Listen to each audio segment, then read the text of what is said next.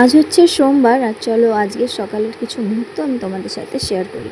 তো hello everyone, কেমন আছো তোমরা সবাই? আশা করছি তোমরা সবাই খুব ভালো আছো, সুস্থ আছো, আমরাও খুব ভালো আছি।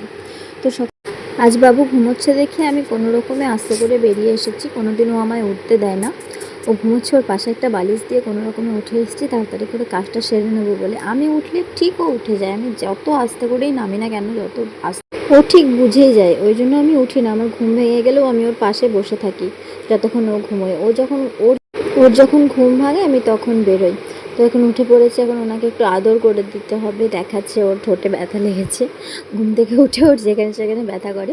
তো তারপর ওকে একটু বাইরে নিয়ে গেলাম, একটু বাইরেটাই ঘুরিয়ে নিয়ে এসে ওকে পরিষ্কার করছিলাম। ওয়াইপস দিয়ে একটু মুখটা ভালো করে প্রথমে মুছে দিলাম, তারপরে হাতগুলো মুছে দিলাম, পাগুলো মুছে দিলাম। আর ও মুছতেই চাইছিল না ওকে, ওই জন্য আমি বারবার ক্যামেরার দিকে তাকাতে বলছিলাম, তারপর মুছছিলাম। ভালো করে একটু সকালবেলাটা পরিষ্কার করে দিই, তো তারপরে আমি ওকে খাওয়াই। এখন গা হাতটা মুছিয়ে দিয়ে তেল মাখিয়ে জামা পরিয়ে দিয়েছি, এবার চুলটা একটু বেঁধে দেবো, তারপরে ব্রাশ করতে নিয়ে যাব বাইরে। ব্রাশ করিয়ে এনে তারপর খাওয়াবো।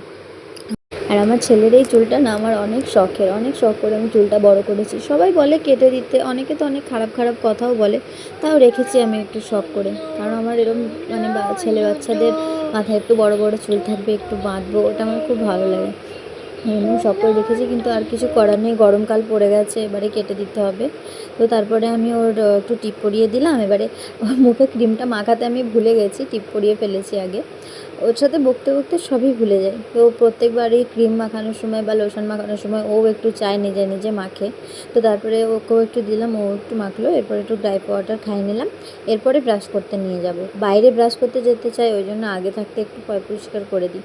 তো মাঠে ব্রাশ করতে নিয়ে গেলাম। মাঠেও না, আমাদের বাড়ির সামনেই একটা ছোটো মাঠ আছে, ওখানে একটু ব্রাশ করতে নিয়ে গেলাম। আর 14বার ও ক্যামেরাটা দেখতে পেয়ে, মানে ফোনটা দেখতে পেয়ে গেছে, বারবার খালি গিয়ে গিয়ে ক্যামেরার সামনে দাঁড়িয়ে পড়ছে। আমি যতবার টেনে নিয়ে আসছি ও ততবার চলে আসছে। ওই জন্য আমি বলছি থাক, তাহলে তোকে আসতে হবে না, তুই ওখানটায় ব্রাশ কর। তো ব্রাশ করা হয়ে গেল, দেখছি ব্রাশ করছে না আজকে ঠিকঠাক করে, বারবার খালি দেখছি শুষে শুষে মাজন খাচ্ছে। ওই জন্য আমি নিয়ে নিলাম, আমি ওকে ব্রাশ করিয়ে দিলাম।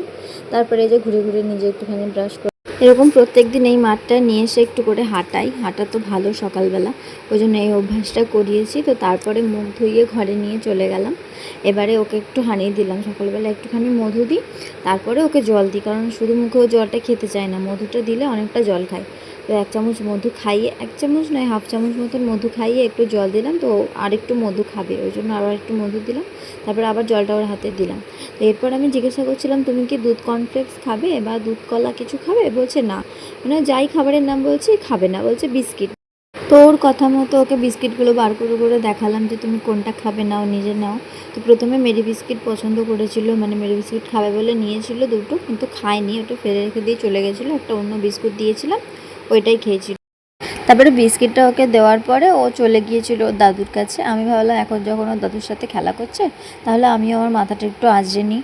সবসময় পাগলের মতন ঘুরি মুখ, কারণ সারাদিন আমি আর সময় পাবো না, রান্না বান্না, ছেলেকে সামলানো, খাওয়ানো, চান করানো, ঘরের কাজ বাজ করে নিজের জন্য আর সময়ই বেরোয় না। তো ভাবলাম এই ফাঁকে একটু সাজুগুজু করে নিই।